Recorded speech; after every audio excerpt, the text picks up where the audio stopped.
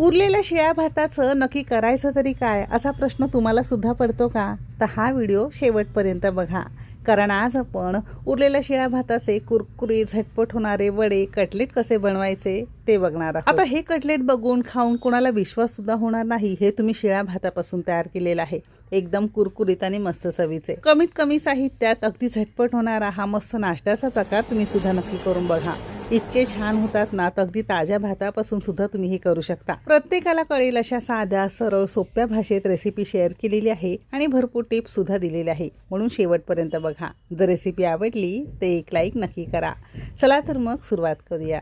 शिळ्या भाताचे कटलेट करतो आहोत, तर त्यासाठी इथे आपण साधारणतः 2 कप शिळा भात रात्रीचा उरला होता तो घेतलेला आहे। तुम्हाला शिळा भात घ्यायचा नसेल तर याऐवजी ताजा थंड करून भात वापरू शकता। पण जेव्हा केव्हा तुमचा हा शिळा भात उरतो टाकून देण्यापेक्षा असे वडे करून तुम्ही खाऊ शकता, कारण अन्न अजिबात वाया घालवायचं नाही।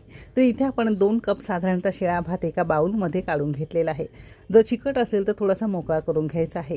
आता तुमचा जर 2 कप शिजवलेला किंवा हा शिळा भात असेल तर त्याला बरोबर 4 चमचे आपण इथे डाळीचं पीठ घेतलेलं आहे। एक तर मूग डाळीचं, चणा डाळीचं, जे कोणतं घरामध्ये उपलब्ध असेल ते पीठ तुम्ही इथे वापरू शकता। मध्यम आकाराचा कांदा छान बारीक आपण चिरून घेतलेला आहे। तुमच्याकडे कांद्याची पात असेल ती थोडीशी वापरली तरी सुद्धा चालू शकेल। एक 5-6 चमचे आपण इथे बारीक चिरलेली कोथिंबीर घेतली, थोडासा बारीक चिरलेला पालक घेतला तरी सुद्धा चालू शकेल। आता घरामध्ये असेल तर थोडंसं बारीक चिरून गाजर तुम्ही इथे वापरू शकता, एक 5-6 चमचे। 2 हिरव्या मिरच्या अगदी बारीक बारीक चिरून घेतलेल्या आहे। हिरवी मिरची सुद्धा आवडीप्रमाणे कमी अधिक करू शकता। अगदी बारीक चिरून घेतलेला 8-10 कढीपत्त्याची पानं घातलेली आहे। चमचावर आलं लसूण पेस्ट आपण यामध्ये घेतलेली आहे। 5-6 लसणाच्या पाकळ्या, 2 इंच आलं अगदी बारीक बारीक चिरून किसून किंवा ताजी पेस्ट वापरू शकता। 1 चमचावर धने जिरे पूड आहे, अर्धा चमचा किंवा चवीपुरतं मीठ घ्यायचं आहे। बस इतकीच जिन्नस आपण यामध्ये वापरलेले आहे, जे आपल्या प्रत्येकाच्याच घरामध्ये नेहमी उपलब्ध असतात। तुम्हाला यामध्ये वेगवेगळ्या भाज्या चिरून किसून वापरता येईल, म्हणजे आणखीन हे छान चविष्ट आणि पौष्टिक ठरेल। आता तुमचा भात जर जास्त फडफडीत मोकळा असेल, कोरडा असेल तर यामध्ये थोडासा पाण्याचा हबकारा मारून तुम्ही हे पीठ भिजवून घेऊ शकता।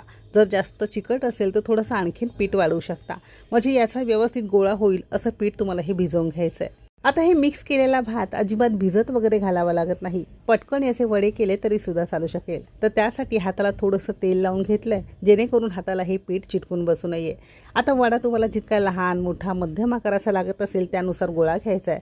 बघू शकता असा हा गोळा होईपर्यंत आपण हे पीठ चांगलं भिजवून घेतलंय। जर होत नसेल तर थोडंसं तुम्ही इथे डाळीचं पीठ वाढवू शकता। आता तुम्हाला जो आकार आवडत असेल त्या आकारात तुम्ही असे वडे कटलेटचा आकार करू शकता। ही अगदी सोपी पद्धत आहे वडा बनवण्याची। तसा हा छोटे छोटे गोळे घ्यायचे, हातावर थोडा चपटा करून असा करू शकता, किंवा मी व्हिडिओमध्ये दाखवल्याप्रमाणे असे हे